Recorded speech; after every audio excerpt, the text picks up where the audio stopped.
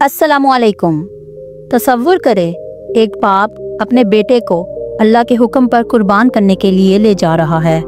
हाथ में छुरी है, दिल में ईमान है और ज़ुबान पर सिर्फ एक कलमा है, अल्लाह का हुक्म। ये कोई आम वाक़या नहीं, ये है वो कुर्बानी, वो इताअत जिसने हज की बुनियाद रखी। आइए जानते हैं कि हज़रत इब्राहीम अलैहिस्सलाम की कुर्बानी ने हज के मनासिक को कैसे जन्म दिया। नाज़रीन, आज हम आपको लेकर चलेंगे एक ऐसी बाबरकत जगह की सैर पर जहां रहमतों की बारिश बरसती है। जी हाँ, हम बात कर रहे हैं मैदान अरफात की, वही अरफात जहां हज का सबसे अहम रुकन अदा किया जाता है। आज हम आपको एक ऐसी जगह की सैर करवाने के लिए ले जा रहे हैं जहां हर साल लाखों की तादाद में लोग रोकर अपने रब से माफ़ी मांगते हैं, जहां ज़मीन भी गवाह बन जाती है इंसान के आंसुओं की।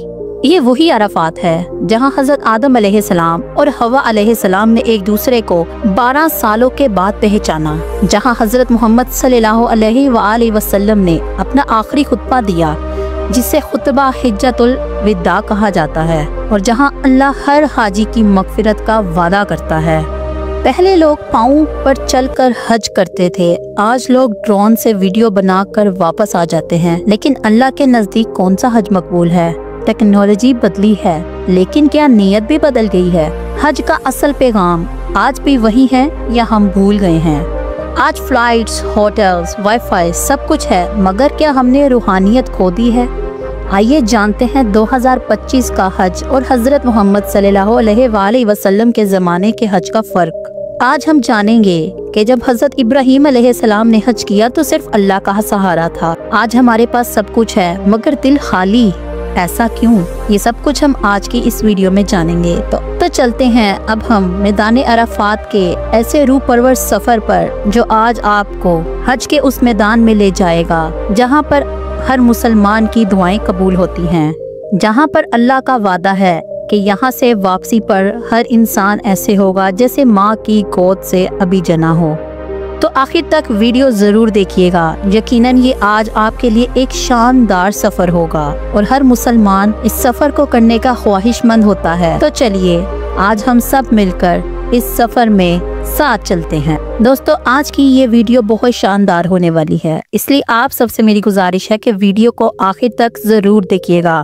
वीडियो को लाइक लाजमी कीजिएगा और ज़्यादा से ज़्यादा शेयर कीजिएगा ताकि इस पुर रौनक और शानदार सफ़र में हर कोई शामिल हो सके। वीडियो पर नए आने वाले हजरात से मेरी गुजारिश है कि मेरे चैनल को सब्सक्राइब कीजिएगा, बेल आइकन को प्रेस कर दीजिएगा ताकि आने वाली इस तरह के इन्फॉर्मेटिव वीडियोस का नोटिफिकेशन बर वक्त आपको मिलता रहे। चलते हैं अब हम वीडियो की तरफ। मैदान अरफात मक्का मुकरमा से तकरीबन 20 किलोमीटर के फासले पर वाक़िया एक वसी और खुला मैदान है। यही वो जगह है जहां हर साल 9 ज़िलहज्जा को लाखों हाजी एक साथ जमा होते हैं और हज का सबसे अहम दिन यौम अरफा मनाया जाता है। अरफात का मतलब है पहचान या जानना।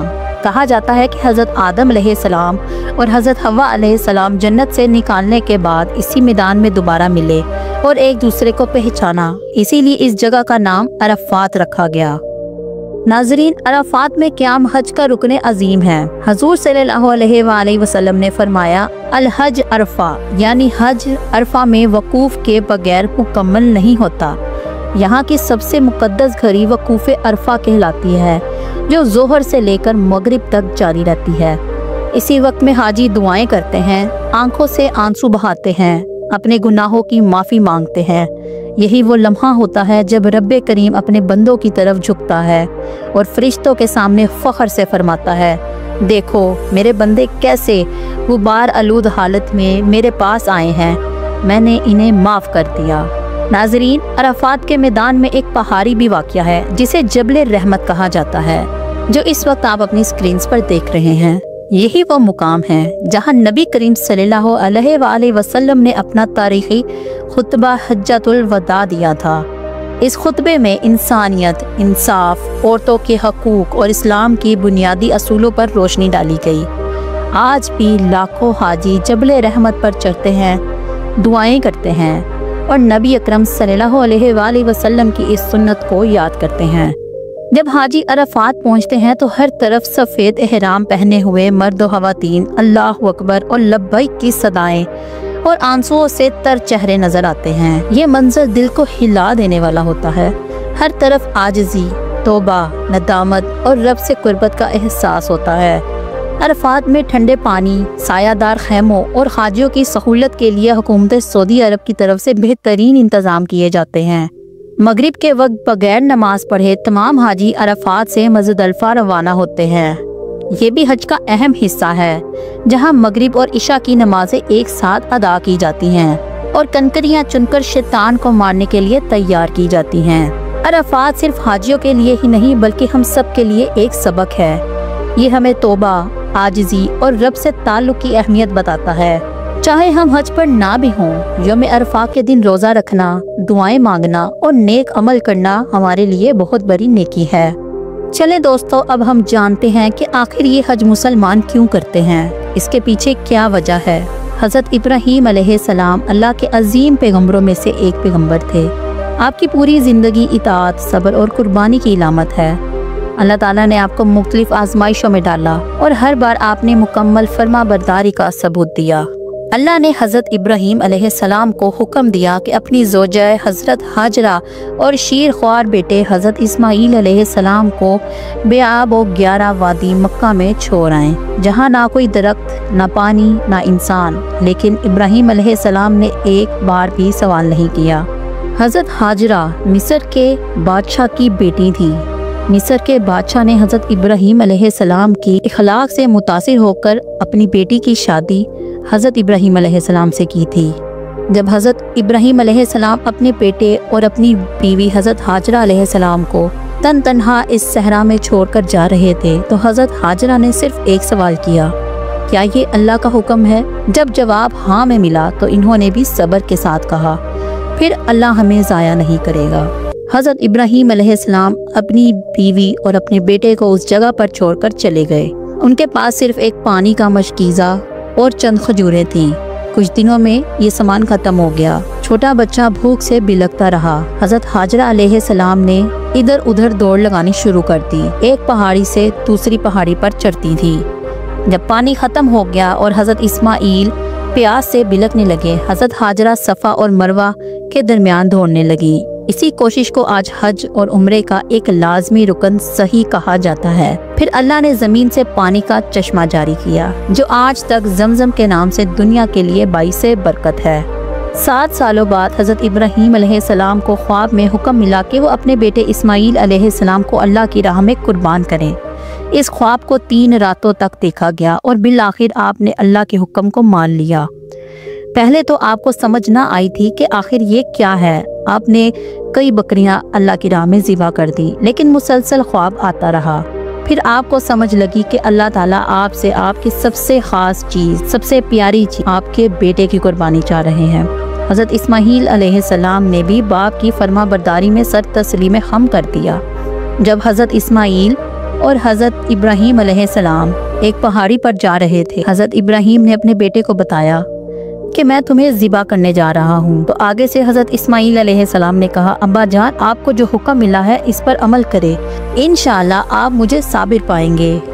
जब छुरी चलाई गई तो अल्लाह ताला ने हज़रत इस्माईल की जगह एक मेंढा भेज दिया। यही वाक़या आज तक ईद उल अज़हा और कुर्बानी की सूरत में याद किया जाता है और ये भी हज का एक अहम रुकन है। फिर हज़रत इब्राहीम और इस्माईल अलैहिस्सलाम ने खाना काबा की तामीर की। जब काबा मुकम्मल हुआ तो अल्लाह ताला ने फरमाया, लोगों को हज के लिए पुकारो। हज़रत इब्राहीम अलैहिस्सलाम ने बुलंद मुकाम पर खड़े होकर हज की दावत दी और अल्लाह ने इस आवाज़ को पूरी दुनिया में पहुंचा दिया। और आज जब दुनिया भर के मुसलमान लब्बैक अल्लाहुम्मा लब्बैक कहते हैं, तो दरअसल वो हज़रत इब्राहीम अलैहिस्सलाम की इस पुकार का जवाब दे रहे होते हैं। हज़रत इब्राहीम अलैहिस्सलाम का वाक़या हमें ये सबक देता है, ईमान के लिए सब कुछ कुर्बान किया जा सकता है। अल्लाह की रज़ा सबसे बड़ी चीज़ है। सब्र, कुर्बानी और तवक्कुल ही असल कामयाबी है। दोस्तों, हज 2025 में और पहले के ज़माने के हज में क्या फ़र्क है? नीयत, रूहानियत और इखलास का फ़र्क। पहले ज़माने में हज एक रूहानी सफ़र था। लोग सिर्फ अल्लाह की रज़ा के लिए मुश्किल रास्ते तय करते। आज 2025 में हज आसान हो गया है। Flights, hotels, AC camps, mobile apps, translations, guides, मगर कहीं ना कहीं रूहानी लगन कमजोर पड़ गई है। लोग अक्सर टूरिस्ट माइंडसेट लेकर आते हैं, ज्यादा तस्वीरें, कम तस्बीहां। कोई कूलिंग सिस्टम, टेंट, होटल्स या रोड्स नहीं थे पहले के जमाने में। बैतुल्लाह का सिर्फ एक सीधा सा बिल्डिंग होता था। जमरात पर शैतान को कंकरियां मारते हुए लोग घायल भी हो जाया करते थे। 2025 में हर जगह AC, tent, mushrooming hotels, electric buses, escalators, drone monitoring, Jamarat bridge multi level बन गया है। रश कम और सुकून ज्यादा हो चुका है। जमजम बॉटल्स हर जगह अवेलेबल हैं। तवाफ के लिए ऑटोमेटिक व्हील चेयर्स, एप्स और नेविगेशन सिस्टम मौजूद हैं। दोस्तों, पहले के जमाने में लोग सिर्फ बुजुर्गों से सीख कर या अपने मशाइख की रहनुमाई में हज करते थे। इल्म और अमल दोनों में सख्ती थी। आज हर किसी के पास हज guide apps, YouTube tutorials, scholars के लेक्चर्स और इवन अल-बेस्ड हज बोर्ड्स भी मौजूद हैं। इल्म ज्यादा लेकिन अमल में अक्सर कमी नजर आती है। पहले के जमाने में लोग एक दूसरे का भरपूर ख्याल रखते थे। हज में उम्मा का एक जिस्म बन जाता था। आज क्राउड ज्यादा, लोग ज्यादा बिजी अपने अपने में। सेल्फी कल्चर, ग्रुप्स और कभी कभी सब्र की कमी भी देखने को मिलती है। दोस्तों, हज सिर्फ एक जाहिरी अमल नहीं बल्कि दिल का सफर था। आज जाहिर में तो बेहतर ही है लेकिन बातिन में घबराहट है। वीडियो बनाना, स्टेटस लगाना, व्लॉगिंग ज्यादा हो गया है, मगर असली मकसद है ला इलाहा इल्लल्लाह को समझना, गुनाहों की माफी और अल्लाह के करीब होना है। हमें 2025 के सहूलत बड़े हज को भी उसी जज्बे के साथ अंजाम देना चाहिए जो हजरत इब्राहीम, हजरत मोहम्मद सल्लल्लाहु अलैहि वसल्लम और सहाबा के जमाने में था। सहूलत अल्लाह की इनाम है, लेकिन रूहानियत और इखलास हमेशा जमीन से जुड़े रहने चाहिए। दोस्तों, आज 2025 का हज यकीनन बहुत आरामदेह है।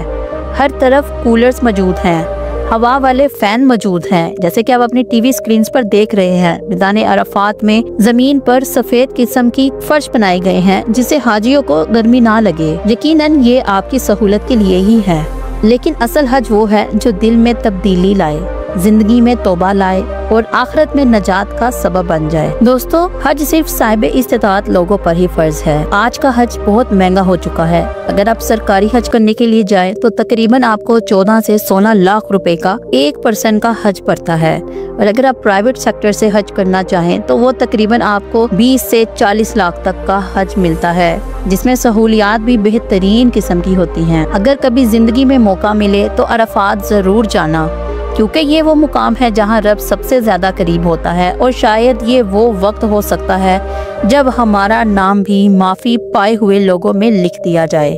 आप भी दुआओं में याद रखिएगा।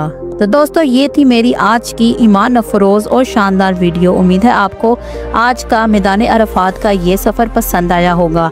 मज़ीद इस तरह की मालूमाती वीडियोस के लिए मेरे चैनल को सब्सक्राइब करना ना भूलिएगा, बेल आइकन को प्रेस करना ना भूलिएगा। अगली वीडियो किस मुल्क पर बनाई जाए कमेंट सेक्शन में ज़रूर बताइएगा। टिल देन टेक केयर, अल्लाह हाफिज़।